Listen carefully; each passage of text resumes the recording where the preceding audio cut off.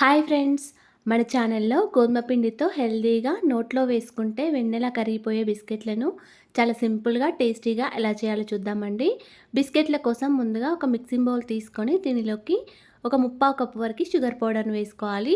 తర్వాత దీనిలోకి ఒక ముప్పావు కప్పు వరకు నెయ్యిని కూడా వేసుకొని విస్కర్తో బాగా కలుపుకొని ఇలా క్రీమీ టెక్చర్ వచ్చే వరకు కలుపుకుంటూ ఉండాలి.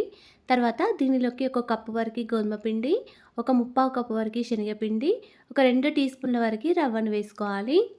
తర్వాత కొద్దిగా సాల్ట్, ఒక పావు టీ స్పూన్ వరకు వంట సోడా, ఒక హాఫ్ టీ స్పూన్ వరకు బేకింగ్ పౌడర్ వేసుకోండి. మీ దగ్గర బేకింగ్ పౌడర్ లేకపోతే ఒక టీ స్పూన్ వరకు వంట సోడానే వేసుకోండి. ఇలా అన్నీ వేసిన తర్వాత పిండిని మొత్తం వేళ్ళతో ఇలా బాగా కలుపుకోవాలి. పిండి కన్సిస్టెన్సీ అనేది ఈ విధంగా ఉండాలండి.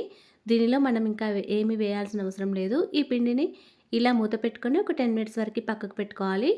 10 మినిట్స్ తర్వాత ఇలా పిండిలో నుంచి కొంచెం కొంచెం పిండి ముద్దను తీసుకొని ఇలా రౌండ్గా గుండ్రంగా చేసుకోవాలి. అన్ని బిస్కెట్లు ఒకటే సైజు రావాలంటే ఇలా స్పూన్తో పిండిని కొద్ది కొద్దిగా తీసుకొని రౌండ్గా చేసుకోండి.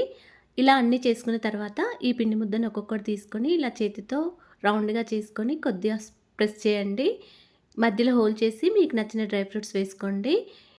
అన్ని పిండి ముద్దలను కూడా ఈ విధంగానే రౌండ్గా చేసుకొని కొద్దిగా ప్రెస్ చేసి మధ్యలో డ్రై ఫ్రూట్స్ని పెట్టుకోండి.